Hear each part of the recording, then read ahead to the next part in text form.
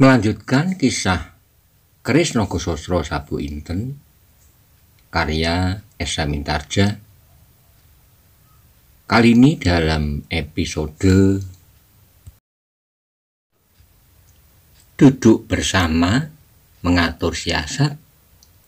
Selamat menikmati. Salam budaya.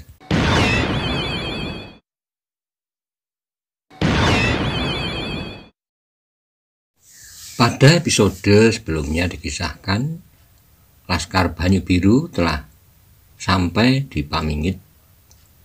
Kemudian mereka diterima oleh Ki Ageng Surodipoyono, Lembu Suro dan Sawung Sariti. Mereka masih mempunyai waktu 1 hari 1 malam untuk mempersiapkan pertempuran dengan Laskar Golongan Hitam. Bagaimana kisah selanjutnya? Simak bersama-sama. Monggo kula aturi subscribe, like, komen, saha share. Matur nuwun.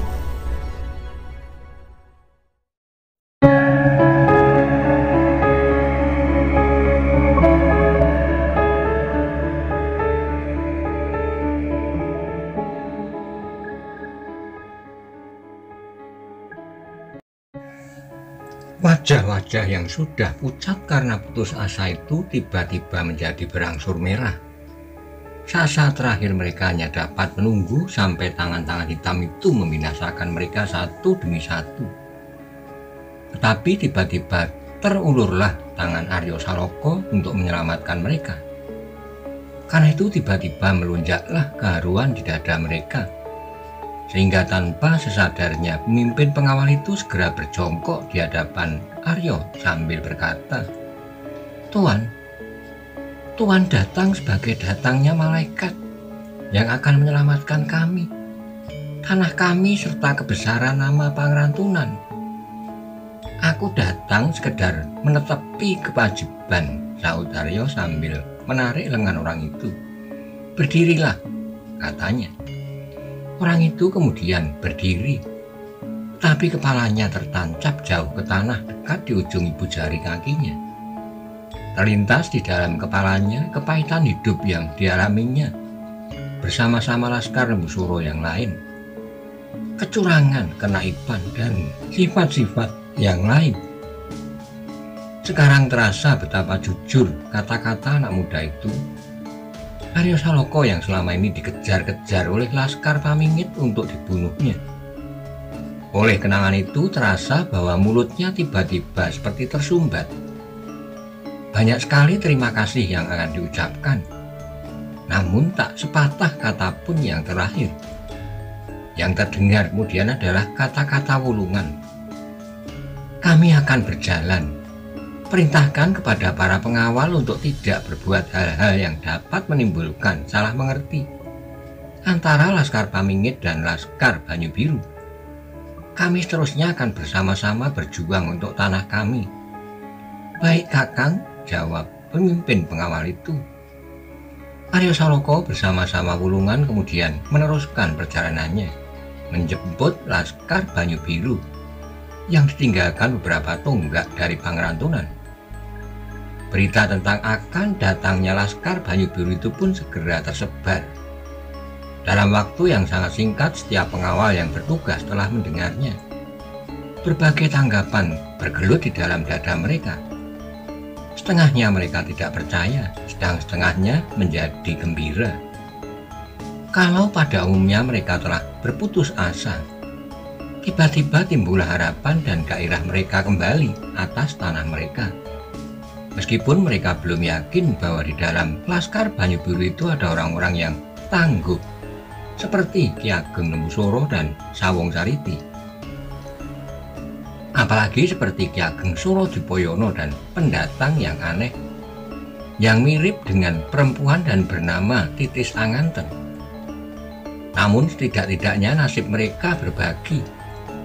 Di dalam pondok kecil masih berkumpul Ki Ageng Surodipoyono, Ki Ageng Lembu Suro, Sawung Sariti, Maeso Jenar, dan Kebu Kanigoro. Tiba-tiba timbullah keinginan Ageng Suro Dipoyono untuk melihat laskar Banyu Biru itu.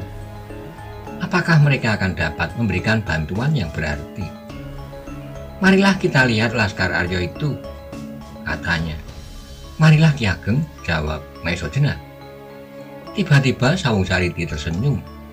Senyum yang kecut sambil berkata, Ayah, dapatkah anak itu kami percaya? Mata Lembu Suro masih saja membayangkan kekeruan hatinya. Sebenarnya ia melihat betapa wajah kemenakannya benar-benar meyakinkan bahwa anak itu telah berkata dengan jujur. Karena itu ia tidak dapat menjawab pertanyaan anaknya. Yang terdengar adalah jawaban Ki Ageng Suro Dipoyono. Kau terlalu dihantui oleh perasaanmu sendiri, cucuku. Percayalah kepada kakangmu. Aku yang menjadi jaminannya. Mendengar kata-kata itu, tiba-tiba Ki Ageng Lembu Suro berkata pula, Aku mempercayainya, Sawung Sariti. Mata Sawung Sariti menjadi redup. Senyum yang aneh membayang di bibirnya. Tiba-tiba Maesojena menjadi muak melihat senyum itu. Mirip benar seperti senyuman Joko Soko dari Nusa Kambangan. Namun demikian ia tidak berkata apa-apa. Mereka semuanya kemudian melangkah keluar pondok itu dan berjalan untuk melihat laskar Aryo Saloka yang akan datang masuk ke Pangrantunan. Mereka untuk sementara akan ditempatkan di halaman Banjar Desa untuk menunggu tempat yang lebih baik bagi laskar itu. Seperti juga laskar Lembu Suro yang masih belum mendapat penampungan yang baik. Ketika Aryo Saloka nampak mendatangi laskarnya, segera Bantaran dan Panjawi menyongsongnya sambil berkata, Bagaimana Anggir? Kami dapat diperkenankan masuki desa Pangrantunan? Paman dan inilah Paman Wulungan, jawab Aryo Saloka. Bantaran menganggukkan kepalanya, demikian juga Panjawi yang segera dibalas oleh Wulungan. Aku mengucapkan selamat atas kedatangan kalian, sambut Wulungan dengan ramahnya. Terima kasih, jawab Bantaran. Ketika kemudian muncul Jaladri di antara mereka, berkatalah ia kepada Wulungan dengan akrabnya, seperti kepada sahabatnya yang karib. Selamat malam, Wulungan. Sudahkah kau sediakan makan malam buat kami? Nasib mereka dalam sehari ada saat-saat mereka bertempur melawan Bugel Kaliki telah membentuk persahabatan yang akrab di antara mereka. Dengan tertawa Wulungan menjawab, Tentu Jaladri, tetapi sayang bahwa kau tak akan mendapat bagian. Jaladri kemudian tertawa ketika kemudian segala sesuatu telah dipersiapkan. Maka segera laskar itu pun berangkat memasuki desa Pangrantunan. Bagaimanapun juga di dalam dada laskar Banyu Biru itu masih juga tersangkut rasa persaingan dengan laskar Pamingit. Meskipun kemudian mereka tidak akan bertempur, namun di hati Bantaran, Panjawi, Jaladri, dan lain-lain, pemimpin laskar itu masih ada keinginan untuk memperlihatkan bahwa mereka sama sekali tidak berada di bawah tingkatan laskar Pamingit. Karena itulah maka mereka memasuki Pangrantunan dengan upacara yang menggemparkan. Meskipun menjelang tengah malam, namun laskar Banyu Biru berjalan dalam derap irama sangkakala dan genderang yang menggema melingkar-lingkar di lereng Bukit Merbabu itu. Suara sangkakala dan genderang itu telah mengejutkan segenap laskar Pamingit, baik yang sedang bertugas maupun yang sedang beristirahat. Karena itu segera mereka bangkit. Mereka yang kurang mengerti persoalannya segera memegang senjata masing-masing. Tetapi kemudian para pemimpin mereka memberi mereka penjelasan yang didengarnya dari pemimpin pengawal yang sedang bertugas. Seperti juga yang lain-lain, mereka ragu. Karena itu mereka ingin menyaksikan kedatangan laskar Banyu Biru itu dengan senjata di tangan. Laskar Banyu Biru memasuki Pangrantunan dengan derap yang mengagumkan. Di ujung barisan itu berjalan dengan tegapnya Bantaran. Kemudian Panjawi diikuti oleh pasukan yang segar, yang memancarkan keteguhan hati mereka. Meskipun laskar ini tidak mempergunakan kesegaran yang khusus, namun di dalam dada mereka berakar tekad yang seragam. mengabdi kepada tanah pusaka, tanah tercinta yang diperuntukkan oleh Maha Pencipta bagi mereka. Laskar Pamingit yang pecah ketika melihat kedatangan Laskar Banyu Biru itu merasa seolah-olah mendapatkan kekuatan baru dalam dirinya. Karena itu tanpa disengaja secara serta-merta mengumandanglah teriakan-teriakan mereka. "Hidup Laskar Banyu Biru! Hidup Laskar Banyu Biru!" Ki Ageng Surodipoyono tersenyum melihat Laskar Banyu Biru lewat di hadapannya.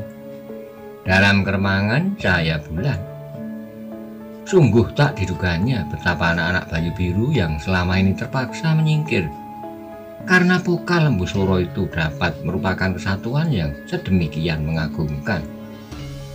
Dengan dada tengadah dan percaya kepada keadilan yang Maha Kuasa yang telah menempa mereka menjadi laskar yang pilih tanding, Lembu Suro sendiri melihat pasukan itu dengan hati yang pecah-pecah.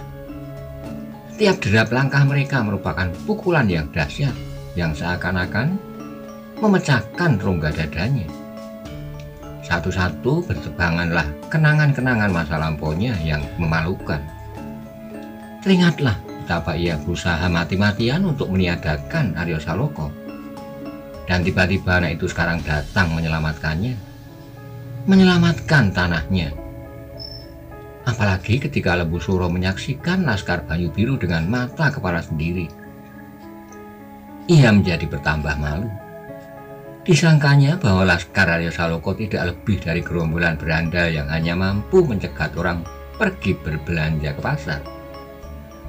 Namun ketika sudah disaksikannya sendiri, laskar itu bergetarlah jantungnya, seperti udara yang digetarkan oleh suara genderang Laskar Banyu Biru itu. Dan terngianglah kembali kata-kata Kebu Kanigoro. Golongan hitam bukanlah mereka yang hitam pada wadak dan tata kelahirannya, tapi golongan hitam adalah mereka yang berhati hitam. Lembu Suro menundukkan wajahnya. Ia tidak kuasa lagi menyaksikan laskar yang perkasa itu. Tetapi lebih daripada itu, ia menjadi terharu atas kenyataan yang dialaminya. Terbayanglah di dalam rongga matanya, seolah-olah semua mata memandangnya dengan penuh penyesalan atas perbuatannya. Lembu Suro terkejut ketika sekali lagi terdengar sorak, "Hidup Laskar Banyu Biru!" Perlahan ia mengangkat wajahnya. Nampaklah di luar barisan berjalan Arya Saloka dengan tombak Kyai Bancak di tangannya bersama-sama wulungan. Dada Lembu Suro menjadi berdentang karenanya. Tiba-tiba ia seolah-olah melihat kakak Gajah Suro berjalan di mukanya, memandangnya dengan marah dan berkata kepadanya, "Lembu Suro, coba bunuhlah anakku itu kalau kau berani." Sekali lagi wajah Lembu Suro terbanting di tanah. Yang mempunyai tanggapan lain adalah Sawung Sariti. Ketika pasukan Banyu Biru itu lewat, terasa dadanya berdesir pula karena ia pun sama sekali tak menyangka bahwa laskar itu dapat berbaris dengan tertib serta penuh kepercayaan pada dirinya. Betapa mereka menggenggam senjata mereka dengan cermatnya, sebagai tanda bahwa mereka menguasai setiap senjata yang berada di tangan mereka dengan baiknya. Di dalam hati kecilnya, Lembu Suro bersyukur pula bahwa laskarnya tak terlibat dalam pertempuran dengan Laskar Banyu Biru itu. Sebab dengan demikian ia akan terpaksa meninggalkan Banyu Biru dengan nama yang ternoda kalau terpaksa laskarnya tak mampu melawan Laskar Arya Saloka itu. Tetapi yang kemudian menguasai perasaan Sawung Sariti adalah sifat-sifatnya yang kurang baik. Ia menjadi iri hati terhadap kemampuan Arya Saloka memimpin laskarnya, iri hati terhadap kegagahan laskar itu. Apalagi ketika ia melihat Eyang nampak bangga dan ayahnya bersedih. Sebelum laskar itu habis sampai ke ujungnya, ia sudah memalingkan mukanya. "Bagaimana nak mas?" terdengar suara di belakangnya. Geramnya. "Bagaimana menurut pendapatmu, Galunggung?" "Tak berarti," sahut orang itu. "Besok atau lusa laskar yang sombong itu pasti sudah akan dihancurkan oleh arus laskar gabungan dari golongan hitam itu." Sawung Sariti mencibirkan bibirnya. Laskarnya tak begitu banyak. Apa yang dibanggakan? Yang datang hanya separuh, Tuan. Tiba-tiba terdengar suara lain di sampingnya. Ketika keduanya menoleh dilihatnya Srenggo berdiri di situ. Dari mana kau tahu? Tanya Sawung Sariti. Dari pengawal, jawab Srenggo.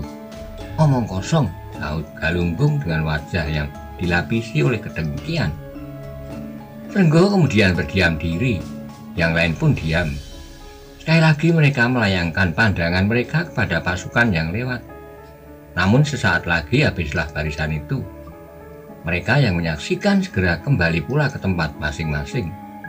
Bagian besar dari mereka merasa bahwa pekerjaan mereka akan diperingan karena kedatangan laskar itu. Bahkan mungkin nyawa mereka pun akan selamat pula. Laskar Pamingit akan bebas dari kemusnahan mutlak. Meskipun demikian, kemampuan tempur Laskar Banyu Biru masih perlu diuji. Malam itu Laskar Banyu Biru beristirahat di tempat yang sudah ditentukan, di halaman banjar desa yang tak begitu luas, sehingga sebagian besar dari mereka harus duduk bersandar pagar di sepanjang jalan desa di muka banjar itu. Namun mereka dapat merasakan kenikmatan dari waktu istirahat itu. Lalu Saloko Maesa Jenar Kebo Kanigoro kembali duduk bersama-sama dengan Ki Ageng Surodipoyono, Ki Ageng Lembusura, Sawung Sariti, dan Wulungan.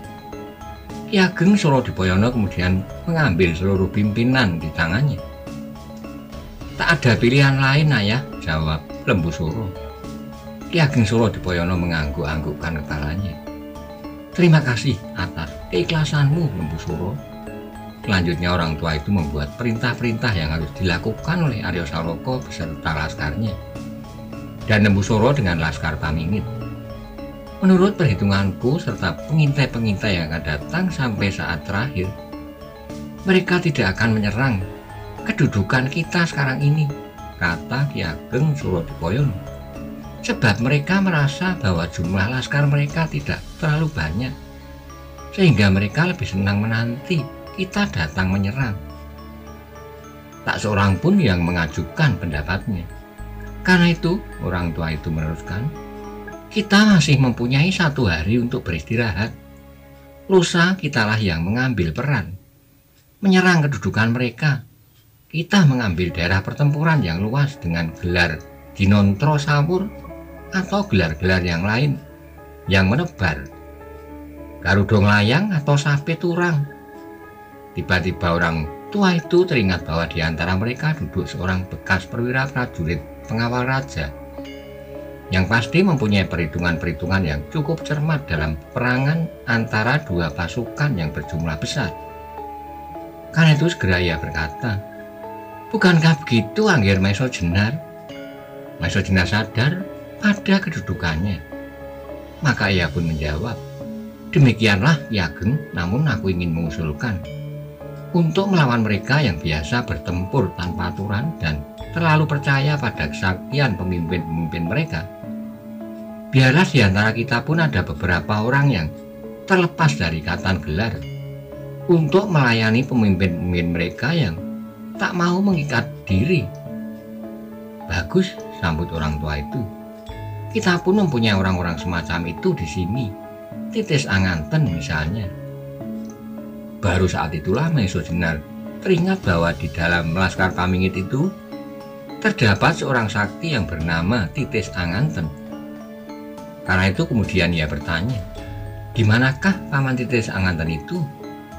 Ia berkeliaran sepanjang hari, jawab Ki Ageng Surodipoyono. Tapi ia hadir dalam setiap pertempuran. Kalau demikian, biarlah Paman Titis Anganten kita perhitungkan pula. Siapakah para pemimpin golongan hitam dari angkatan tua itu? Tanya Maesa Jenar. Bugel Kaliki, Simorudro, Pasingsingan, Nagoposo, dan Suro Sarunggi, jawab Surodipoyono. Nah, kalau demikian kita pun harus melepaskan 5 orang dari ikatan gelar itu. Bahkan barangkali lebih dari itu untuk melawan tokoh-tokoh muda mereka seperti Lowoijo dan Soko, sahut Maesa Jenar. Ki Ageng Surodipoyono mengangguk-anggukkan kepalanya, tetapi siapakah 5 orang itu? Mungkin dirinya sendiri dapat melayani setiap tokoh sakti lawan mereka itu. Orang kedua adalah Titis Anganten, tetapi lalu siapa? Maiso Jenar sendiri merasa bahwa ia pun sanggup untuk menyerahkan dirinya dalam pengabdian itu. Namun agaknya sulitlah baginya untuk menyatakan diri. Tetapi dengan tak diduga-duga terdengarlah suara Sawung Sariti dengan nada yang tinggi. "Siapakah 5 orang dari kamu itu?" Ki Ageng Surodipoyono menarik napas. Ia melihat wajah cucunya dengan kecewa. Juga nada suaranya yang tak menyenangkan. Namun orang tua itu menjawab, "Sudah menjadi kewajibanku untuk menjadi orang yang pertama, cucu. Sedang yang kedua yangmu Titis Anganten." Kata orang tua itu terputus. Ia ragu-ragu untuk meneruskan dan memang tak diketahuinya siapa yang akan disebut namanya. "Lalu siapakah yang ketiga, keempat, dan kelima?" Sawung Sariti mendesak. Ki Ageng Surodipoyono menggeleng-gelengkan kepalanya, jawabnya, "Aku belum tahu, Sariti." Sawung Sariti tersenyum-senyum yang mengandung 1001 macam kemungkinan. Katanya, "Mengapa bukan Paman Maiso Jenar yang perkasa serta sahabatnya dari Karang Tumoritis itu?" Sawung Sariti mengharap bahwa Maiso Jenar tidak akan menolak di hadapan sekian banyak orang. Kalau Maiso Jenar menerima tawaran itu, apakah ia mampu berbuat demikian? Di Gedangan, Simorudro dan Bugel Kaliki pernah mengalami kekalahan. Namun ia tidak yakin bahwa kekalahan itu disebabkan karena Maiso Jenar dan sahabatnya itu. Beberapa laskarnya melihat seorang berjubah abu-abu ikut serta membantu mereka. Dan ia tidak tahu siapakah orang berjubah abu-abu itu. Apakah ia Pasingsingan? Tetapi Pasingsingan tidak akan gila. Malah mungkin yangnya itu sendiri atau Titis Anganten atau Ki Ageng Pandanalas. Sekarang tanpa bantuan seorang pun Maiso Jenar pasti akan binasa. Bukankah Aryo Saloka tak banyak berarti tanpa Maiso Jenar? Oleh perhitungan itu, Sawung Sariti menjadi tegang menunggu jawaban dari orang yang dijerumuskannya ke dalam kesulitan itu. Maiso Jenar tidak dapat tepat menebak maksud anak itu. Namun ia merasa bahwa ada sesuatu maksud terkandung di balik kata-katanya. Meskipun demikian, perlahan-lahan ia menjawab, "Baiklah, Angger. Kalau Angger Sawung Sariti berpendapat demikian, serta Ki Ageng Surodipoyono menyetujuinya, aku dan sahabatku dari Karang Tumoritis ini akan bersedia untuk membantu." Ki Ageng Surodipoyono terkejut mendengar kesanggupan Maiso Jenar itu. Karena itu ia segera motong, "Angger Maiso Jenar, sebenarnya tidak perlu diartikan bahwa setiap orang harus melawan satu di antara mereka. Aku pernah memakai cara yang lain, kelompok demi kelompok." Sebelum Ki Ageng meneruskan kata-katanya, Sawung Sariti telah menyela. Usaha itu ternyata gagal. Setiap kali 5 atau 6 di dalam kelompok itu terbunuh. Kalau demikian, Maiso Jenar menengahi, biarlah aku berada dalam kelompok-kelompok itu. Demikian juga Kang Putut Karangjati ini. Biarlah ia berada pada kelompok yang lain. Ki Ageng Surodipoyono tak dapat berbuat lebih baik lagi selain menyetujui terakhir Maiso Jenar itu. Sawung Sariti menjadi agak kecewa karenanya. Namun bagaimanapun juga ia mengharap Maiso Jenar akan masuk ke dalam perangkapnya. Demikian akhirnya mereka masing-masing meninggalkan pertemuan itu kembali ke dalam lingkungannya. Aryo Saloka, Maiso Jenar, dan Kebu Kanigoro ke halaman Banjar Desa. Sedang Lembu Soro dan Sawung Sariti kembali ke dalam pasukannya yang payah. Di dalam kelompok yang kecil itu tinggallah Ki Ageng Surodipoyono dan Wulungan, yang akhirnya mereka mempergunakan sisa malam itu untuk beristirahat. Pagi-pagi benar Ki Ageng Surodipoyono telah bangun. Ia menunggu kalau ada tanda-tanda atau laporan bahwa orang-orang dari golongan hitam mulai bergerak. Tetapi ternyata bahwa perhitungannya benar.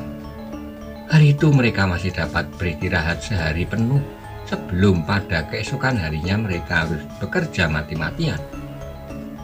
Kesempatan hari itu dipergunakan untuk menyusun kembali pasukan Pamingit serta menempatkan mereka ke dalam pondok-pondok di desa itu. Demikian juga Laskar Banyu Biru pun telah disediakan tempat-tempat untuk bernaung dari dinginnya embun malam. Pada malam harinya keadaan menjadi bertambah tegang. Mereka harus beristirahat sebaik-baiknya sebab mereka tahu bahwa besok mereka harus bertempur kembali. Yang paling tegang di antara mereka adalah Aryo Saloka. Ia selalu teringat kepada ibunya. Kalau besok ia menerobos pertahanan golongan hitam dan dapat mendesaknya, apakah yang akan dilakukan oleh golongan hitam itu terhadap ibunya? Tapi ketika ia sedang berangan-angan di muka pondoknya, tiba-tiba muncullah dari kegelapan malam seorang yang bertubuh kecil berjalan seperti seorang perempuan mendekatinya. Beberapa langkah di mukanya orang berhenti dan bertanya, "Aryo Saloka kah ini?" Aryo Saloka tahu siapa yang datang, karena itu ia berdiri dan menyambutnya. "Ya, Eyang," orang itu tertawa perlahan-lahan. "Kau sedang bersedih?" "Tidak, Eyang," sahut Aryo tergagap. "Jangan berdusta, kau rindu pada ibumu?" tanya Titis Anganten pula. Aryo Saloka tertegun, orang tua itu dapat menebak perasaannya dengan tepat. Namun demikian ia agak malu juga untuk mengiyakan. Ketika Aryo diam, bertanyalah Titis Anganten itu, "Pamanmu ada?" "Ada, Yang. Apakah Yang mau bertemu dengan Paman Meso Jenar?" tanya Aryo Saloka. "Tidak," jawab orang tua itu sambil duduk di samping Aryo. "Aku hanya perlu engkau. Ada sebuah berita untukmu." Aryo menjadi tertarik pada berita yang dibawa oleh Titis Anganten itu. "Berita pentingkah itu, Yang?" tanya Aryo. "Sangat penting bagimu, bagi ketentraman hatimu," jawab Titis Anganten. "Berita tentang ibumu?" Aryo terlonjak. "Ibu?" Ia menegaskan. "Ya." "Bagaimanakah dengan ibu?" Ia tidak sabar lagi. "Duduklah Aryo, dengarlah baik-baik. Aku akan bercerita tentang ibumu," kata Titis Anganten perlahan-lahan.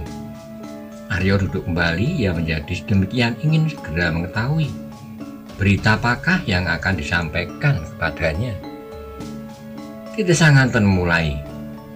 "Ketika golongan hitam itu menyerbu Pamingit, Pamingit sedang kosong. Pamanmu Lembusoro dan adikmu Sawung Sariti berada di Banyu Biru. Mereka sedang bersiap-siap untuk menghadapi laskarmu. Nah, dengan mudahnya golongan hitam itu dapat masuk ke dalam kota, hampir tanpa perlawanan. Semua laskar Pamingit yang ada lari cerai-berai. Tak ada seorang pun yang ingat untuk menyelamatkan Nyai Lembusoro dan ibumu. Untunglah bahwa aku sejak semula selalu melihat kemungkinan-kemungkinan yang bisa terjadi.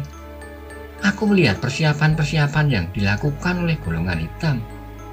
Sehingga dengan demikian aku sempat menyingkirkan bibi serta ibumu itu." "Jadi buku selamat?" tanya Aryo. "Ya, ibumu selamat," jawab Titis Anganten. Tiba-tiba rongga dada Aryo terasa tersumbat. Napasnya menjadi sesak dan tidak setahunya ia berbisik, "Tuhan Maha Besar." Kemudian Aryo memutar duduknya dan bersujud kepada orang tua yang menyelamatkan ibunya itu sambil berkata, "Tak dapat aku menyatakan betapa besar terima kasihku kepada Eyang Titis Anganten."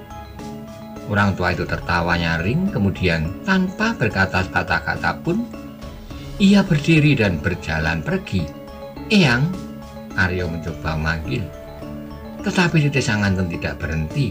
Yang terdengar hanyalah derai tawaannya. Lama-lama kemudian terdengar ia berkata, "Aku sudah mengantuk. Besok aku akan turut bertempur dengan eyangmu." Kembali Aryo tertegun diam. Ia tidak sempat bertanya di mana ibunya sekarang. Namun ia percaya bahwa Titis Anganten telah menempatkan ibunya itu di tempat yang aman. Dengan demikian hati Aryo Saloka menjadi agak tentram. Tidak perlu lagi ia mencemaskan nasib ibunya. Meskipun seandainya orang-orang golongan hitam nanti menghancur lumatkan Pamingit. Demikianlah ketika malam menjadi semakin dalam, Aryo pun segera masuk ke dalam pondok yang disediakan untuknya. Dilihatnya gurunya sedang tidur dengan nyenyaknya di samping Kebo Kanigoro. Di luar beberapa orang masih duduk berjaga-jaga. Tetapi malam itu Aryo dapat tidur dengan nyenyaknya. Ia tidak peduli lagi apa yang terjadi atas dirinya besok pagi. Namun ia malam itu bermimpi indah. Ia melihat ibunya segar bugar tersenyum kepadanya sambil berkata, "Aryo, sambutlah dengan kedua tanganmu, hari akan cerah." Aryo tersenyum di dalam tidurnya. Pagi-pagi ia terbangun oleh kesibukan di halaman. Beberapa orang telah siap dengan senjata di tangan. Meskipun beberapa orang masih enak-enak menikmati minum air serai yang hangat dengan segumpal gula kelapa. Dilihatnya gurunya Maiso Jenar dengan Kebo Kanigoro pun sedang minum dengan segarnya. Cepat-cepat Aryo mengambil air wudhu. Sesudah sembahyang subuh, kemudian ia pun turut serta duduk di sekitar perapian sambil menghangatkan tubuhnya. Bentar kemudian datanglah beberapa orang mengantar nasi hangat dengan serundeng kelapa dan segumpal sambal wijen. Betapa nikmatnya mereka makan bersama sebelum mengadu nasib, berjuang di antara hidup dan mati. Nasi itu adalah mungkin sekali nasi yang terakhir yang dapat dinikmatinya. "Kita berada di sayap kiri," terdengar gurunya bergumam. Aryo mengangguk sambil menelan segumpal nasi lewat lehernya. Setelah mereka mengasuh sejenak, terdengarlah tengoro dibunyikan. Laskar Banyu Biru itu segera bersiap dan berbaris menuju ke sawah di depan desa Pangrantunan. Mereka dengan tidak menghiraukan lagi tanaman-tanaman yang sedang tumbuh, segera merapatkan diri dalam barisan. Beberapa orang pemimpin dari laskar masing-masing segera menghadap Ki Ageng Surodipoyono untuk mendapat beberapa cara menghadapinya. Apabila mungkin mereka harus memilih lawan, jangan sampai ada korban sia-sia. Ketika sangkakala berbunyi, barisan itu mulai bergerak. Dalam keremangan pagi, nampaklah barisan itu seperti seekor naga raksasa yang berenang di dalam air yang keruh. Di depan berjalan Laskar Pamingit di bawah pimpinan Lembu Suro sendiri, dibantu oleh Sawung Sariti, Wulungan, dan Galunggung. Sedang di belakang berjalan Laskar Banyu Biru di bawah pimpinan Aryo Saloko, dibantu oleh Bantaran, Penjawi, Jaladri, dan Sendang Papat. Di tangan Aryo Saloko tergenggam erat-erat pusaka Banyu Biru Kyai Bancak.